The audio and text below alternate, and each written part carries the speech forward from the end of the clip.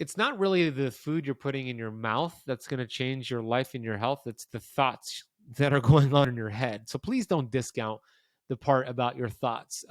One last thing on that, if somebody wants the science, because sometimes people are like, that's just woo woo. There's no science, but there is science.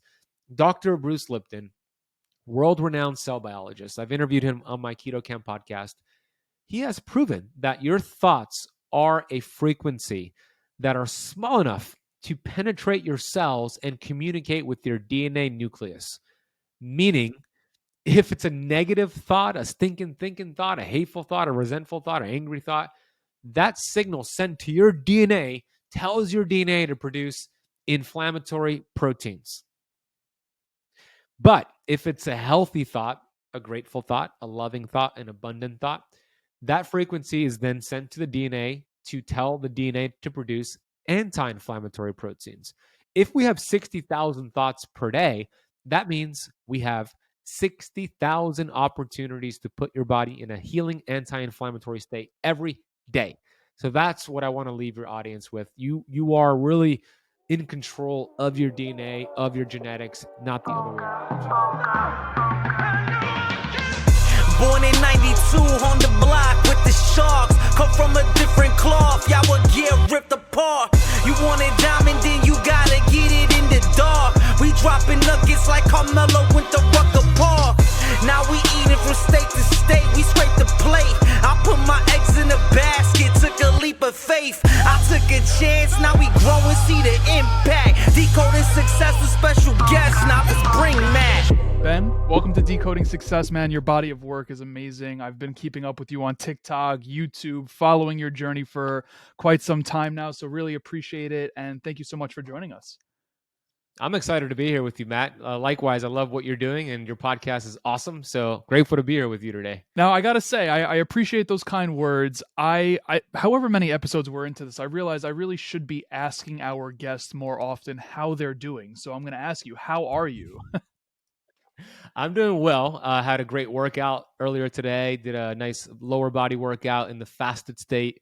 Then I ate a good meal with eggs and some avocados and some grass-fed cheese, olive oil, and I'm feeling good. I'm charged up, I'm focused, and I'm feeling really good today. So when you say in a fasted state, lower body exercise, are you going heavy? What are you talking about? Deadlifts? Like, what does that look like exactly?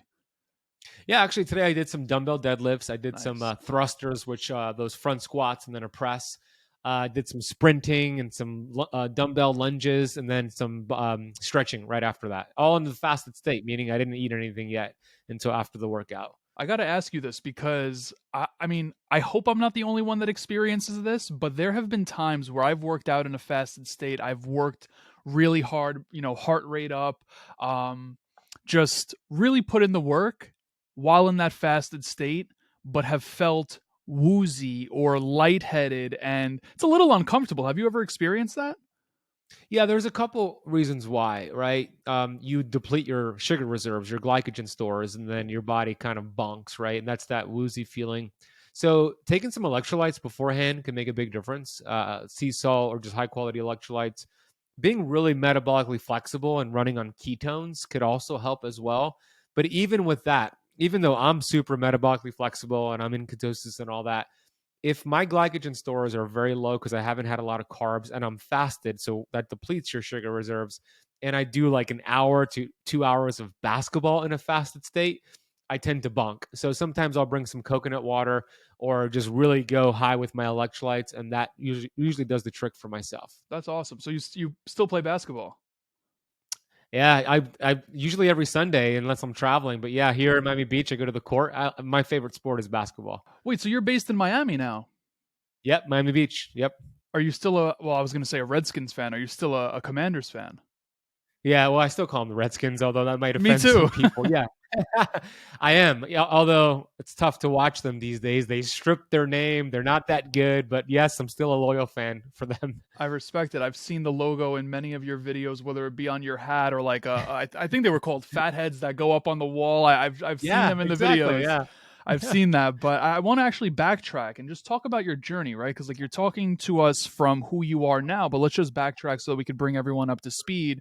I mean, I've caught YouTube videos of you where you just You say that you'd like dramatize your story per se in the particular video I'm referring to, but I mean, you did it for the sake of getting it into one YouTube video. Yeah. You talked about being bullied, you talked about being overweight. I guess the first question that I want to ask in regards to that is like the eating habits. Like, where did they come from at that particular time in your life, from an upbringing perspective? Because you talked about drinking soda. I mean, I'm a kid. When I was a kid, I drank soda all the time. I mean, I would chug cans of brisk iced tea, which are loaded with sugar. Like, it's kind of just normal. But I'm curious, like, where did those habits stem from for you? Yeah, great question. Well, you become your environment, right? You know that. Mm. And Jim Rohn said that you hang around five broke, unhealthy people, you're the sixth one. And that was my life growing up, right? My mom worked at Kentucky Fried Chicken, two of them, as a matter of fact, and a Walgreens. And she would bring me back home Kentucky Fried Chicken because it was free fried chicken. Of course, you would eat that, right? And of course, I drank the soda. I also drank the iced tea, and I had hung around the bad crowd with people who were very toxic. So you become your environment. But not only that, a big part of the reason why I was eating so unhealthily and I was so unhealthy myself, I was physically obese, but also mentally obese. The biggest reason for that, yes, my environment, but also I didn't have any goals. I had goals the size of a pregnant ant, very, very small. And my highest aspirations were getting the highest Madden football score or Call of Duty score. But I didn't have any goals. I didn't have a purpose. Well, I did have a purpose, but I wasn't aware of my purpose. And I filled that void of not living on purpose with my purpose because there was a space that needed to be filled. I filled it with food because you got that instant dopamine hit, that satisfaction, and you felt good in the moment. But then, hour later, 2 hour later, it's gone, and you just want another hit and another hit. So I really believe when you're not living a life on purpose with your purpose, you're going to fill it with toxic behaviors. And that's exactly what happened to me. When I got clear on my purpose and what's important to me, I didn't have time for that. I want to have energy. I want to have focus. I want to have longevity. And drinking soda and eating fast food and all those bad behaviors I had doesn't suit this new goal of mine, this new lifestyle of mine. There's a big mismatch. So that right there was a big game changer for me, finding what's important to me and then aligning my activities to line up with that. Yeah, I really appreciate you sharing that perspective. I'm curious to talk about the environment, especially being that, you had mentioned your mother who, brought you into this world, right? Someone that wanted to provide for you. It's really hard to, or from my experience at least, to shift out of an environment where, with family, with really close friends, right? So, what was that like for you to build the environment that would benefit the person that you wanted to become? Like, what's your advice to do so? Yeah, it's a good question and a very important question as well, because what I've noticed, not just with myself, but I've coached thousands and thousands of students through my Keto Camp Academy. When you change, you become a threat to everybody in your life who does not change. So there's two types of people out there. The haters that are obvious. They're going to tell you what they think about you. They're going to comment on social media with your new goals that they think are ridiculous. But that's obvious. There's no big deal with those. You can handle that. But it's the people that are close to you, the naysayers, the family members, the friends who make those subtle comments like, Ben, you've changed. You used to go and party with me and drink the alcohol and eat the fast food. Now you're changing. And what happens is you become a threat to them because it starts to point a mirror to what they're not changing. They're staying stuck. They're not making these goals and changing their ways to live a healthier, happier life. So it's easier for them to kind of drag you back down to their level than it is for them to change. So you become a threat to them. And it's going to suck. Whenever you have a goal and you embark on that goal, you'll get those comments. And it'll suck. For me, for example, when I started to work out for the first time in my life, I was super sore for days and I continuously got sore. And then I would go to parties, I would go to events, and I was really set on my goal. I set my goal to get healthy, to get a six pack, and all of the goals I had back then. So they would offer me beer, they would offer me fast food, they would offer me chips, and I would say no. And they would make fun of me, right? And it sucks, but you have to be so convicted and clear on your goal because it's the person with the most conviction is going to win. Are they more convicted to have you drink with them, or are you more convicted with your goals that you want to hit? For me, I was more convicted to my goals. But here's my success formula that I'm going to share with you. If we're talking about decoding success, here's my personal way to decode success and my philosophy that I hope your audience adapts to and uses. when you embark on goals, it tends to suck, right? You stretch yourself, you get outside your comfort zone, whether it's soreness from a workout or starting a new job or whatever it is, you start to stretch and expand.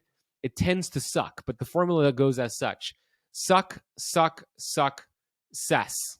Okay. You embrace the suck, you just keep pushing forward, and then the frequency creates the genius, but you just never give up. You embrace it and you break the universe. And that's what I've learned over the years.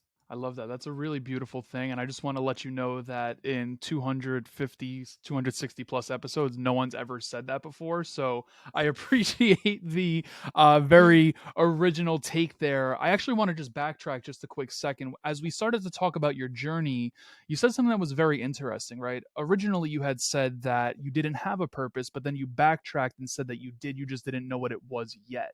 What did the process of discovering that purpose look like for you?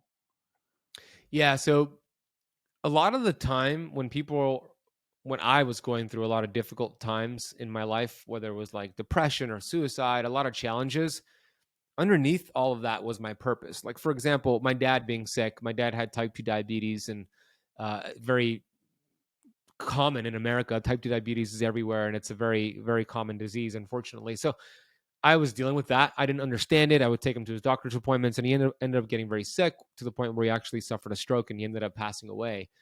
And in that struggle, in that challenge, in that depression, and just being so devastated, came my purpose, right? I was already in the health space and I was treating it like a hobby. When my dad died, I started to treat it like an actual job and a purpose, because I saw the way my dad suffered and the way that everybody around him suffered, including me and my family.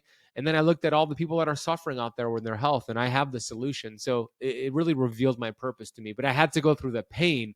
I don't know if my dad never passed away. I don't know if I would have ever become so committed to delivering this message to the world. I might have still been treating it like a hobby. So if you're going through a challenge right now, or if you've gone through a challenge recently, there could be a beautiful thing to come out of that, your purpose that becomes revealed to you. So that was one part of it. But even before that, Matt, I was obese and suicidal, and I got healthy, and I just solved my own problem, meaning I was unhealthy and I got fit and healthy. And then my friends and coworkers and people on social media started to ask me, how did you do it? So, I started doing personal training, and that evolved into a certified health coach and then books, etc. But it all started with like the problem that I had, which was being overweight. So I think for a lot of people, your purpose could be revealed to you from the challenges that you might be going through at this very moment. Yeah. Now, when it comes down to the Ben that was depressed and had suicidal ideation and whatnot, if you could talk to that Ben today, what would you tell him? I would tell them that you become what you think about most of the time. Mhm. So how are those conversations going with yourself, Ben? Because you have 60,000 thoughts per day, and you are the most influential person that you'll speak to today. What are you saying to yourself? You become what you think about. That's a universal law. What you feed energy to expand. So where are you feeding your energy? Are you having the stinking thinking thoughts of negativity? Are you thinking about how overweight you are, how stupid you are, how ugly you are? Or are you thinking about health and abundance and gratitude? Because it's a choice, and it's the greatest choice you have as a human being, your ability to choose your thoughts. So I would tell Ben, if your thinking is thinking, your dreams are shrinking. Okay, wake up, take personal ownership and responsibility, work on one little tweak today, and that one tweak will end up turning into giant peaks in your life.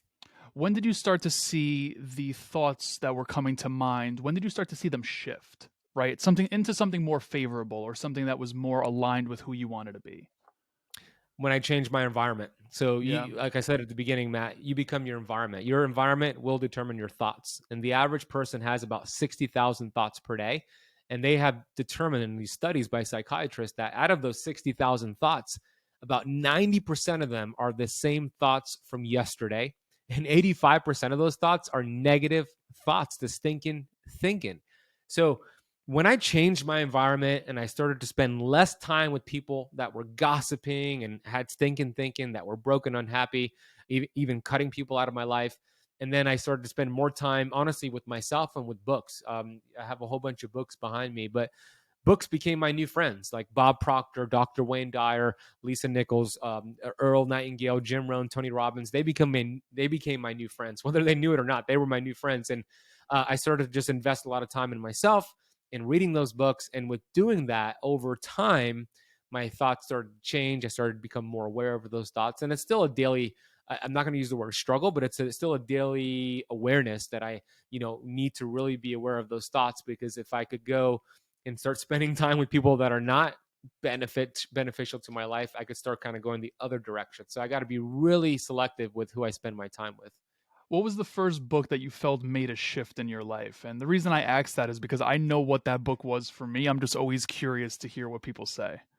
Yeah, well, I'll share, and then I want to hear what your book is. So when I was depressed and when I was suicidal at 24 years old, I was on the internet looking for ways to end my life. Several times I explored that, and the reason I didn't go through with it, it's only one reason. My mom. I kept thinking about my mom, and I love my mom. I didn't want to devastate her like that, so it stopped me from pursuing that. And I knew I had to figure it out because I wasn't going to take my life, but I was also depressed and tired of my results. And the first book that I read was handed to me by my best friend and his wife, was The Slight Edge by Jeff Olson, which taught me about, you look back, do you have it behind you? I just looked back, and the reason I looked back, it's right behind me in a box. It was my birthday 2 weeks ago. A friend of mine sent it to me as a gift. It's so funny you say that. It's so Wow. freaking crazy Yeah, how the world that's so works. cool. Yeah, happy Holy birthday. I love shit. that. So that was the book, right? And it wasn't that one book that changed everything forever, but that was the one book that got things started and essentially taught you that, hey, your daily habits compound over time to get you the results that you want or that you don't want. So decide on those daily habits, similar to Darren Hardy's like compound effect. So that was the book. It really made a big difference for me. I'm actually inspired to read it again because it's been several years, and I'm curious to know what your book was, Matt. Well, I'll tell you, I mean, I was very grateful in my late teens and early 20s to be surrounded by people that I'm still surrounded with today that were older than me and in places that I wanted to see myself grow into. And at the time, I'll never forget, I had to have been 20 or 21. I was delivering pizza for or delivering food for an Italian restaurant in my neighborhood, and I'll never forget as much money as I was making at that point. In fact, I'm very grateful. I made a lot of money in my early 20s, and with that said, I just remember sitting in my car in the back of the parking lot of the restaurant, and I said there has to be a way for me to do this with less effort. Like that Mm, was the thing that I said. And I remember pulling out my phone. It was probably one of the first iterations of the iPhone. And I typed it in. I said, books to become rich easier, or something along those lines. And at the time, of course, I was very money driven. That's obviously shifted over the course of my 20s. But I remember I got a list that came up. And the first book on the list was How to Win Friends and Influence People. mm, And I said, all right, well, I'm going to get this book. And at the time, to be honest, Amazon wasn't as big as it is today. So I'm like, how the hell do I get it? I looked at Barnes and Noble. It was open for an hour after my shift ended. I drove over to that Barnes and Noble. They had one copy on the bookshelf. I bought it, and wow. I just couldn't stop talking about the book after. And that really opened the door for change in my life because I mean, I sucked academically until college because I went to private school my whole life and my parents just paid, and you just got moved along, moved along, moved along. Hmm. I would play Call of Duty. I would focus on, social things. I would never care about the academic side of things until I started to read on my own. And that's exactly why I asked that question because, I mean, now, reading seems a lot sexier to society, but back then I really feel like it didn't. And it was like a really small group. And it's beautiful to see that shift, though. It's Yeah. incredible to hear a story like yours and how books can change a life. It can. Yeah, it could open up a whole new world. It did for me. And I love that story because it was just like the little steps that led you to Barnes and Yeah. Nobles before they closed. One copy left. It's like, I love when you look back and you see all the things that have lined up. And that's a fantastic book as well. I've read that one several times. It's great. It's absolutely great. I have to ask you this because we're obviously talking about a lot of triumph, a lot of just beauty in this journey. I'm just really curious to shine a light on potential setbacks on this journey, right? Obviously, from where you were back then to now, I'm sure you had a couple bumps in the road. I'm just curious what those looked like and how you overcame them. Yeah. What I've learned is that there's no straight line to success. It's like that, zigzag, zigzag, zigzag. But you want to just keep it going up eventually. The most people give up before that they achieve that success. It's kind of like that a hockey stick, as you know, it goes kind of flat, and then the people who are really committed that stay with it, boom, they shoot up, and they're an overnight success, even though they've been at it for 10 to 14 years, like myself, 14 years. Yeah, so setbacks, I mean, they're bound to happen, and the bigger game you play, the bigger the setback, right? And the bigger the victory. It's kind of a dangerous but exciting game to be in, right? So, I mean, I've had financial setbacks. I've had setbacks with my dad that passed away, which really like put a hole in my heart.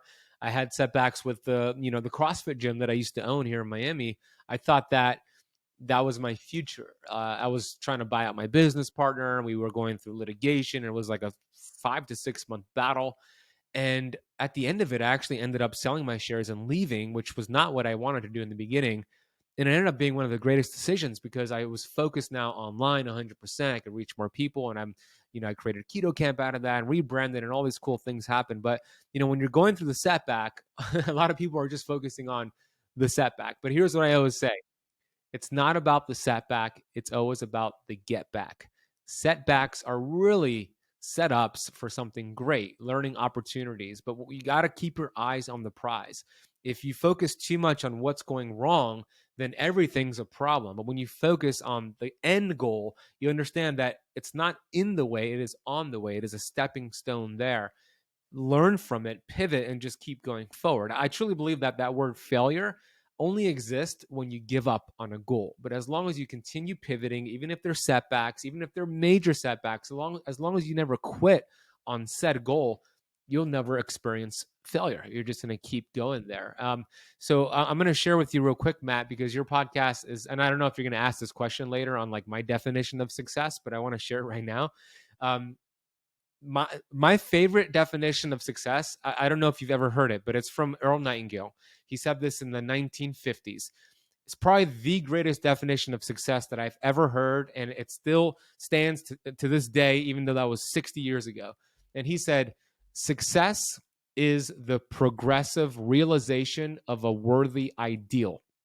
Okay. Which means a worthy ideal is a goal you've fallen in love with. And that could be the best soccer mom, soccer dad, housewife, football player, podcaster, whatever, that goal you have fallen in love with. Success is the progressive realization of that, meaning that's the goal. This is where you are. And as long as you're progressing and closing the gap, you're successful. And that's where I look at setbacks because, yeah, you're going towards it and then there's a setback. But as long as you keep progressing, you're successful in my book.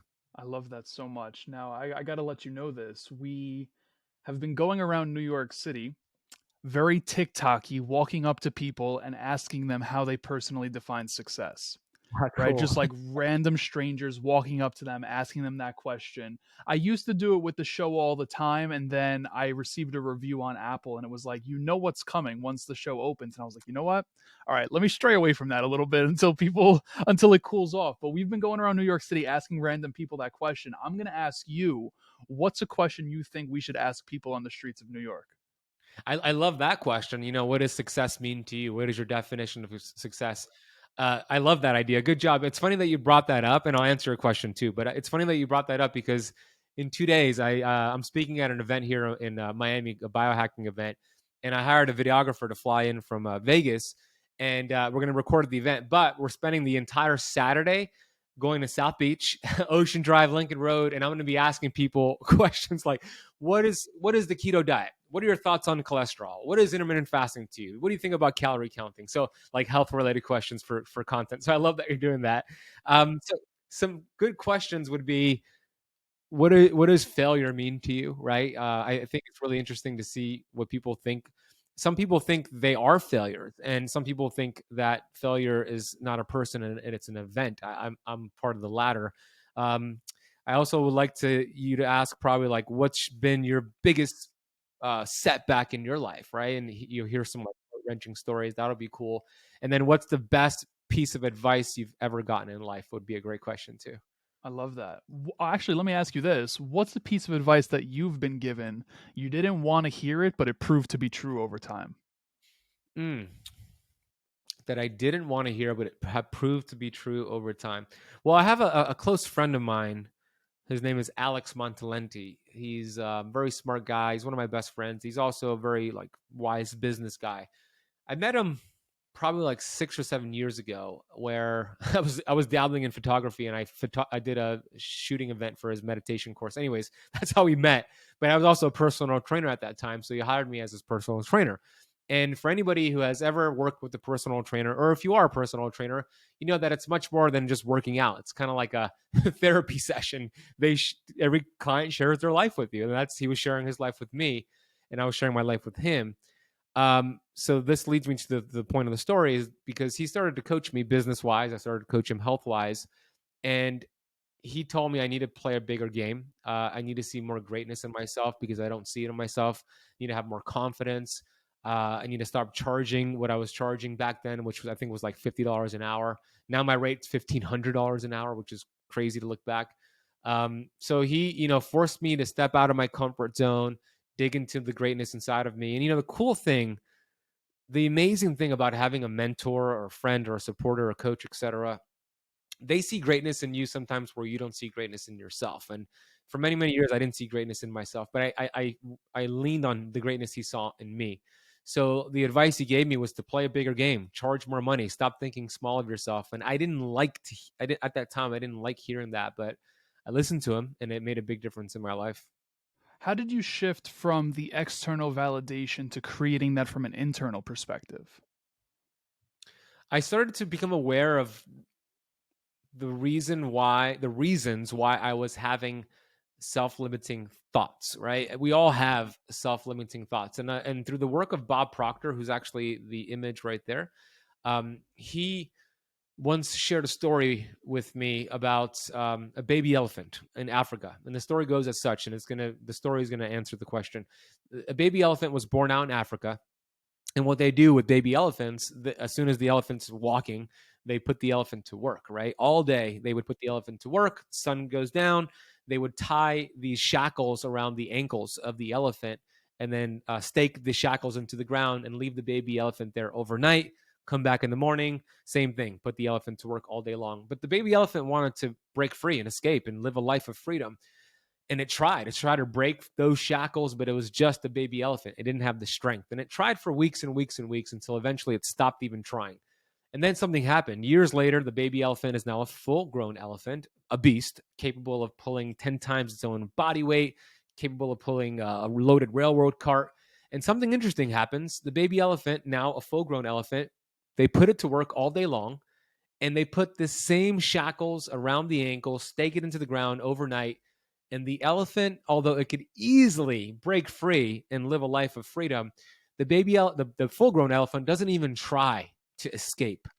It would sit there and die before it even tries to escape, because it's been conditioned to believe when those shackles are on your ankles, you're stuck. The only thing that would move that baby elephant is if you lit a fire underneath it. And those shackles, those chains are your self-limiting thoughts and behaviors. The reason we have them is because of all of our experiences the first 7 years of growing up. Self-limiting thoughts have nothing to do with who you are or your potential. It has everything to do with your conditioning, those shackles. So I started to understand that about myself, that I'm having all of these self-limiting thoughts, and I needed external validation because of all of the relationships I had growing up and the experiences I had. That has nothing to do with me and my potential. I have a message that could serve the world, and I got my attention off of being selfish and how I look, how I sound, and I got into the people that I could help.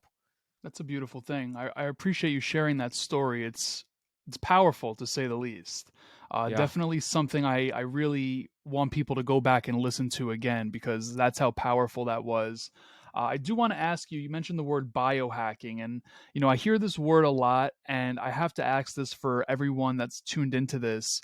Where do you start when it comes to biohacking, right? And I think that's where the rest of this conversation will go for the most part. But like, where does one even begin? Because there's just so many things. And I'll give you examples. I get caught up on it all the time, right? Do I install a new water system in my house so that I have better water? Do I, buy a red light? So like, where does anyone just start? What's point A? I love it. Yeah. I have a bunch of red lights here and a sauna there. um, Yeah, you don't have to start there for sure. That would be something you do later on. But biohacking is simply like a shortcut to success, right? Health success specifically. I would start with your eating schedule.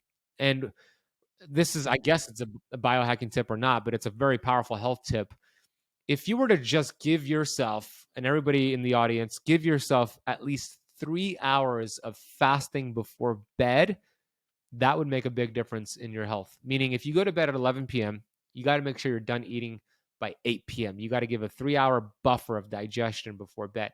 If you could make that even a longer buffer, meaning like you could take your dinner from 8 p.m. to 5 or 6 p.m. and have like a 5 or 6 hour fasting window, you'll get even more results. And here's why. One of the worst things you can do for your health, if you're an entrepreneur or just a human being, is to eat before bed. It'll disrupt your sleep. It'll disrupt parts of your sleep that are very important. There's processes during sleep where you burn fat, you detoxify the brain, you get rid of accumulated plaques and proteins, you process short-term memory for long-term memory.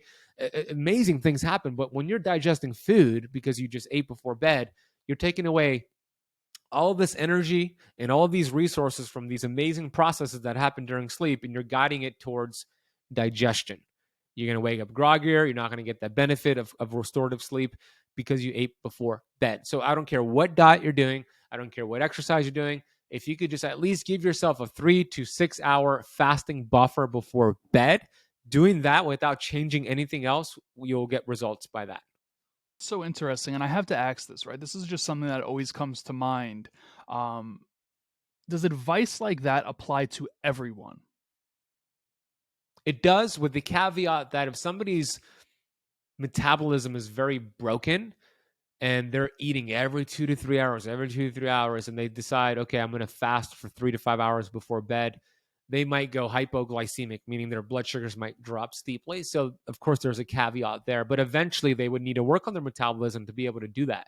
So, to answer your question, yes, that would benefit every single person, with the exception of a baby or a child that's growing. They need more nutrition, but for every adult, that would benefit them. Yes. Of that. It leads me to ask because I've definitely been in the shoes where, you have a stressful day. You're, whether it's you're working corporate or you own your own business, whatever you do, right? It doesn't even matter. You just have a stressful day, whatever it is. And then you have your dinner, but as you're laying down to go to sleep, you can't sleep, and then all of a sudden you roll out of bed and oh look, there's some Oreos and a nice glass of milk, and you're just dunking in there, and then all of a sudden you lay back in bed and you're able to go to sleep because you're all full and maybe you're in a food coma. How do you break that? And I don't know if that's this like food disorders or whatever that may be. That might be even a deeper topic, but I'm curious. Like that's definitely something I've done before, and it's really to avoid the emotions of whatever the day brought about. Totally. And that's relatable, Matt, because we've all been there and we all continue to Mm. have those days where it's just like high volume, high stress. And even for myself, when I have a very heavy day that could be stressful, I get hungrier. And that's a fact. Like there's more stress and cortisol you produce. You also produce more of the hunger hormone ghrelin. So it does make you hungrier. Um, so, I mean, being metabolically flexible would be the best thing to do, meaning being in ketosis and flexing in and out of ketosis, which is what I teach. Because when you're in ketosis, your ketones are very satiating. There's different chemicals and things that happen that signal to the brain. And there's something called leptin, which is a hormone that teaches you that you're full, no need to eat. And there's receptor sites in the brain for leptin. And when you're in ketosis, it actually really helps that communication process. Also, making sure your last meal has a lot of protein in it, because protein is also very filling and satiated. And that, when I say protein, I'm not talking about plant-based protein. I'm talking about animal-based protein. Very different. Animal-based protein is bioavailable, and it activates hormones and chemicals and signals to your body and your stomach that you're full. So having a really protein-rich meal as your last meal, being metabolically flexible, keeping your electrolytes up, because sometimes you could be dehydrated and it could cue the hunger signals. And then brushing your teeth right after dinner, because most people don't want to brush their teeth twice. So those are a few things you can do. I love that. Now, when it comes down to fasting in general, whether it be, I guess what I'm trying to get at is what is the ideal fasting window? Is it 16/8 or is it, something different? There's not an ideal window, how do I phrase this? A 16:8 is great. An 18:6 is great. OMAD is great. A longer fast is great. I'm a big fan of the variation, right? So when we think about the greatest fitness coaches and personal trainers out there, they have one thing in common. They have a lot of things in common, but the main thing they have in common is this: they always change up the workout routine for their clients because it keeps the body guessing and adapting, and it helps them get results. Like P90X was, muscle confusion, and it works because you change things up. So my point of sharing that is that a 16:8 is great, but doing a 16:8 every day for months, your results will slow down. But if you do a 16:8 one day and then an 18:6, and then one day you don't fast at all, and then one day you do a 24-hour fast, like that variation and adaptation is going to force the body and the cells to adapt, and you continue to get results. Now, let me answer your question though. So I love, number one, mixing up the fasting schedule. But if there was going to be one schedule that I think most people can do long term, it would be an 18:6 versus a 16:8. With the eating window, I'll explain what an 18:6 is, but with the eating window being as earlier in the day as possible. So an 18:6 means out of a 24-hour period, 6 hours out of that 24-hour period is your eating window. 18 hours out of that 24-hour window, you're fasted. You're just having water, some sea salt, some coffee, some tea. You're not eating. So if your eating window is 6 hours and you begin eating at 8 a.m., it would be 8 a.m. to 2 p.m. would be a 6-hour eating window. That would be an ideal window to get 2 or 3 meals in. And then from 2 p.m. to 8 a.m. the next day, you're in the fasted state. That would benefit a lot of people right there. That's so interesting. I've definitely done 16:8. And I want to bring this up, and I guess this is more of the mental side of it. I really appreciated the fact that you said, use a variable, right? Like 18:6, 16:8, one day you don't fast. Because personally, I'll tell you this, like I use this app to track my fast. And on a day that I'll miss a fast, I'll look back on my history, and that the day after I missed that fast, I have numerous days I missed fast in a row because I shoot for perfection. Yeah. So, what's your advice to someone listening to this that might be in the same boat as me in regards to thinking it needs to be perfect? Yeah, I think perfectionism is just a fancy word for procrastinator. Not that I'm calling you a procrastinator, Matt, but um, I don't really expect perfection. I expect progress. And if you actually have a day where you don't fast and you plan to fast, that's actually a good thing. Your body probably needed a rest, because fasting is a stress to your body, right? It is a stress to your body. Like exercise, it could be a great positive stress, but if you're always doing fasting, it's good to have a reset, a day where you don't work out, a day where you don't fast. So look at that day as your feast day. A lot of people miss the point here, and I'm guilty of this. When I fell in love with fasting back in 2013, all I wanted to do was fast more. I felt so good. I wanted more fasting, more autophagy, more fat loss. I just felt so good. But here's the thing: too much of a good thing turns out being a bad thing. People forget the other part of fasting, which is the feasting part. Every cell in our body is designed to fast and to feast, to fast and to feast. So if you have those days where you're not fasting, look at it as a feast day. Enjoy yourself. And that's not a cheat day. That's a feast day, healthy food. Enjoy it and then go back to fasting. So that's the way I would coach people on that. What's been your longest fast, and what was the goal of it? 5 days, water Five fast. days. Yeah, Holy and shit. the goal, the goal. So there's a cancer researcher from Boston College. His name is Dr. Thomas Seyfried, and he wrote a great book called "Cancer as a Metabolic Disease."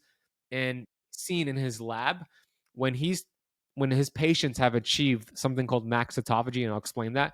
When his patients have achieved this during a long fast, cancer tumors actually have shrunk right before his eyes, like right before his eyes. But then when they break the fast with sugar and carbs, it grows back. He's also been he's also said in the past that if you were to do a long fast, like a 7-day water fast once a year, you would reduce your risk of cancer by about 95%, right? And that's because of a process called max autophagy. So let me explain that real quick. Autophagy is a process that gets turned on during a fast. The Greek definition of autophagy literally means eat thyself, meaning when the body is in a fasted state, the innate intelligence, the wisdom inside the human body thinks you're going through a famine. We're hardwired this way because our ancestors all went through periods of fasting So the human body, the innate intelligence, doesn't know about Uber Eats or DoorDash or the supermarket or your pantry. It automatically goes into this, whoa, we're going through a famine. So the innate intelligence turns on this process called autophagy. And the job of this process is to look for cells and proteins and fats that are damaged and to fix them and regenerate them. So the analogy that I give is like a refrigerator. Matt, we opened up your refrigerator at home. We see groceries that all have an expiration date on them. What would happen if we let all the groceries inside of your refrigerator expire, but instead of throwing them in the trash, we just leave them there and put new groceries and close that door? It's going to be disgusting. Mold, bacteria, disease will manifest in that refrigerator. Well, the human body is like a refrigerator. We have cells and bacteria and proteins that have an expiration date. Autophagy is the process of getting rid of the expired groceries. So with a long fast, 3 to 5 to 7 days, you hit this maximum autophagy. And Dr. Thomas Seyfried teaches it as looking at blood glucose and blood ketones and getting a 1-to-1 ratio. So the goal of me doing my first 5-day water fast was to hit that 1-to-1 ratio. And I hit it on day 4. I stayed in it another extra day, and then I broke the fast. And it's a very, very powerful healing tool, but you really got to know what you're doing because it could be extreme for some people. Absolutely. I mean, it sounds like I've done 24 hours. I couldn't imagine doing 5 days. Like, I give you a ton of freaking credit. Like, that is incredible. Thanks. 24 hours is great too. 24 hours, it was really cool because I was able to do it in a way where I was able to have dinner and then go right back to my fasting. And I don't know the exact details of what I did the day after, but I broke my fast with dinner and then I just stopped eating the rest of the day from there, which was pretty cool. But it brings me to ask you in regards to autophagy, how long does it actually take to get into that? Now, you talked about max. Like, is there another window that might not be max? I doubt we would call it minimum, but like, how long does it take to get into that phase? Yeah, it's hard. It's hard to know the real answer to that because you have to go in a lab and take a biopsy and look at a specific protein. But I'm going to give you my best guess based off of my research and people I've interviewed. We hypothesized that around the 16 to 17 hour mark, you're starting to get this autophagy process. So 16, 17 hours into a fast, you start to get this cell recycling process. Now, that's kind of the average. If somebody is really metabolically flexible and they're actually active during their fast, like they're exercising or moving, they could probably get that around the 10 or 11 hour mark versus waiting 16 hours. And if somebody's very sedentary and overweight and obese, they might have to go 24 hours to get the autophagy. So there's many variables there, but I would say on average 16 to 17 hours, you start to turn on that process. It's interesting that you mentioned that movement and, I'm sure body fat and all of those things really come into play there. I think that's really interesting. It Yeah. leads me to ask something out of just total curiosity in regards to the keto diet and intermittent fasting. When it comes down to ketosis, is there a difference between ketosis achieved through the keto diet and through intermittent fasting? That's a good question. Not really. Keto technically is not even a diet; it's a metabolic process, and there's so many different ways, to your point, to achieve ketosis.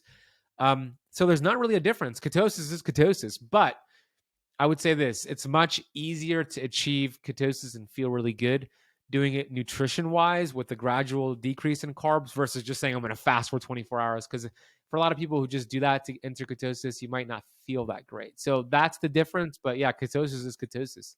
That's so interesting. I got to ask you this. What's a question you wish more people would ask you on this particular subject in regards to biohacking and health? I would say that people forget about the fundamentals. We talk a lot about, what are the fundamentals of health would be the question, right? So we talk a lot about red light therapy and, like you said, saunas and blue light blocking glasses and this supplement and that biohack and all those are great. But if you don't have the fundamentals, if that foundation is not strong, it doesn't matter what you throw at it. It's not going to give you the results you want. So the question would be, what are the fundamentals and why are they important? And I can What are answer those if you want. fundamentals? Yeah, Yeah. yeah, absolutely, 100%. Well, we mentioned one of them, which is sleep. If you're not getting Okay. quality sleep, it doesn't matter what diet you follow, what CrossFit gym you go to, what fasting schedule you follow. You're not going to get the results you want.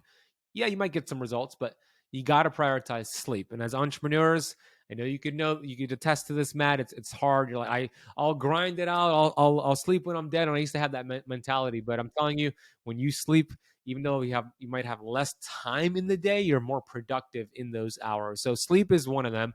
Thoughts are another. I call it the mental six pack, the inner sizing, if you will. You got to make sure you're controlling those thoughts and mastering those thoughts, which master stress. And then one more thing to the fundamentals is it's actually a vitamin. It's the most powerful health vitamin in the world. It's probably the best biohacking supplement you could ever take. It's also in that fundamentals health category. And I'm going to explain what it is and why it's so powerful. You know who Dr. Joe Dispenza is?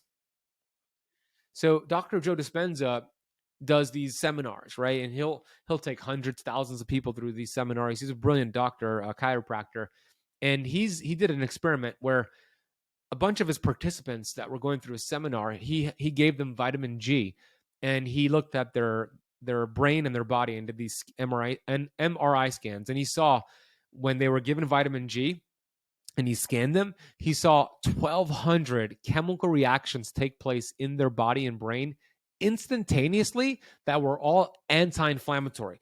Oxytocin, dopamine, serotonin, GABA, all these amazing neurotransmitters to put the body in this anti-inflammatory state. So, your audience, and you're wondering, what is vitamin G? Where can I get it? Vitamin G is gratitude. Vitamin gratitude, the practice of gratitude. It's free. You can't overdose on it. And it's one of the fundamentals to health. Before you throw in vitamin D or vitamin C or all these other supplements, practice and get your daily dose of vitamin G with sleep and movement and mindset. And then everything else will upgrade. But we got to make sure that fundamental, that foundation is built strong. I got to talk to you about gratitude. I have to ask you, and maybe you've never experienced this, maybe you have. Um, I've found it hard to be grateful for things that I have because they just feel so normal, right? Have you ever experienced that before? Yeah, I have, because I find that sometimes I write down what I'm grateful for before bed, and in the morning I would write down the same thing, and if you're writing the same thing over and over and over, it can lose that effect. So I try to make a spin to it and find new things. But yes, I know exactly what you mean. So I have to ask you, how were you able to feel the feeling of gratitude, right? Because it's one thing to write them down in the journal, but it's another thing to actually feel it. And the lack of feeling is definitely present in a lot of people I've talked to about this. So I'm curious, like, what changed, or what do you suggest to change to feel? Yeah, and you're right. It's one thing to write it down, which is good, but you want to feel it and not just have it as like something you check the box on, but feel it. Neville Goddard is a great author. He's passed away, but he has a great book called Feeling is the Secret. In that book, he talks about how to feel it, how to visualize it. Um, Actors kind of do this. It's kind of like an actor's method, right? They have this persona and they're able to experience something even though it's not real. So I would recommend studying Neville Goddard and starting with that book, Feeling is the Secret.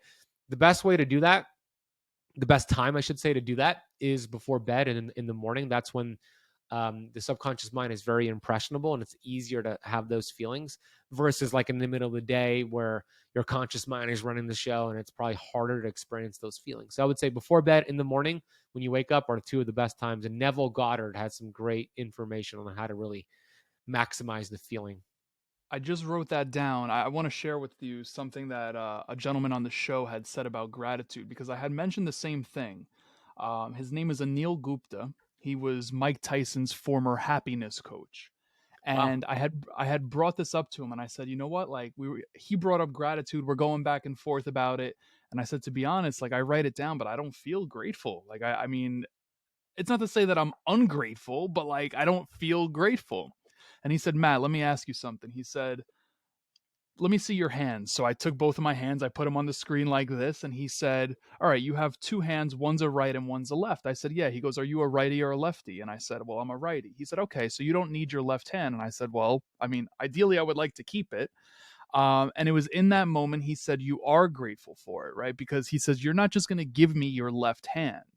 And when I started to adopt that mindset, I found that to be really interesting, because if you Mm. could reverse engineer it to, someone taking something away from you, Yeah. you're kind of grateful for it, you That's know? good. Yeah, that's good. Yeah, so imagine if whatever you've been writing gratitude for is gone It's and gone. the Yeah. opposite, right? Then you're like, "Man, I'm really grateful for this. Thank you for having this in my Exactly. life."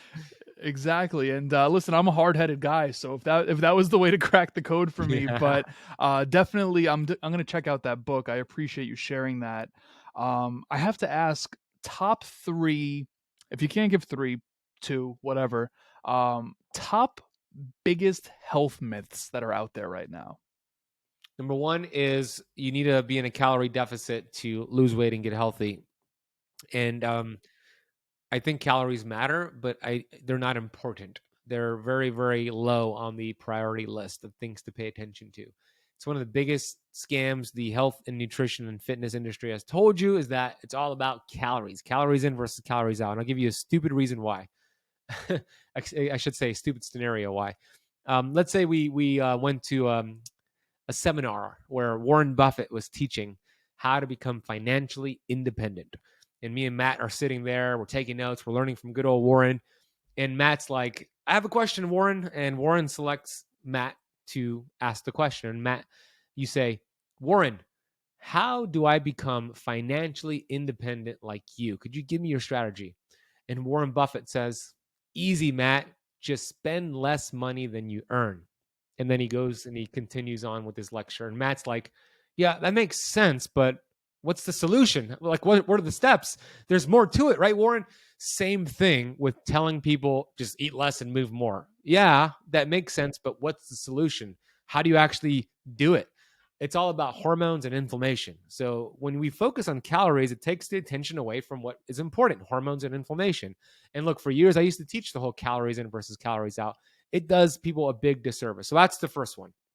The second one would be that these vegetables, oil slash seed oils are healthy for you. And a lot of nutritionists and doctors and dietitians promote these. The American Heart Association has their stamp of approval on these oils in the supermarket. I'm going to give your audience a list of 8 of them. But before I do, I'm going to really paint the picture for you right now. It's going to blow your mind when I share this. Just a few days ago, I had my friend and colleague, Dr. Kate Shanahan, on an online keto challenge I was doing. Dr. Kate Shanahan, she's a medical doctor. She was Kobe Bryant's nutritionist for the Lakers when he used to play. She got Dwight Howard off of his sugar addiction. She introduced Kobe Bryant to bone broth. She's a New York Times bestselling author. Like, she's the real deal. And I asked her this question, Matt. I said, Dr. Kate, 3 scenarios. Which one is worse for your health? Scenario number 1, you're smoking cigarettes every day. Scenario number 2, you're eating processed sugar every day. Scenario number 3, you're eating seed oils every day. Which is worse? And she goes, that's easy, Ben. The seed oils.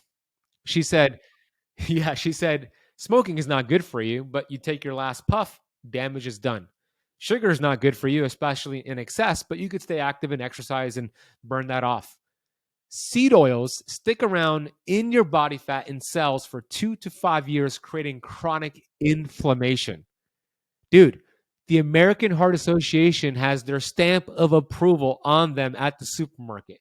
And you ask why. She calls the American Heart Association the biggest fake news organization in America. They get paid billions of dollars and they are corrupt. So I'm going to share the 8 oils that you want to avoid. And they're promoted by dietitians and nutritionists and TikTok doctors and all that. She calls it the hateful 8. So you have 3 C's, 3 S's, and 2 others. So here are the oils to avoid: canola oil, corn oil, cottonseed oil, soybean oil, safflower oil, and sunflower oil. And then you have rice bran oil and grape seed oil. Those are the hateful 8. The healthier ones to switch to would be coconut oil, olive oil, avocado oil, butter, ghee, beef tallow, duck fat. Those would be much, much better for you. So regular butter, if you're, about to make scrambled eggs on your stove, regular butter would be better than the oil. So much better. Like real Yeah. Kerrygold grass-fed butter, like any grass-fed butter, so much better than those bad oils. That is so interesting. It's crazy the information that we're conditioned to believe, and then Mhm. having a conversation like this, and it's just like, super freaking eye-opening, man. It's crazy, dude. Yeah. It's absolutely freaking wild. It's corrupt. That's what it is.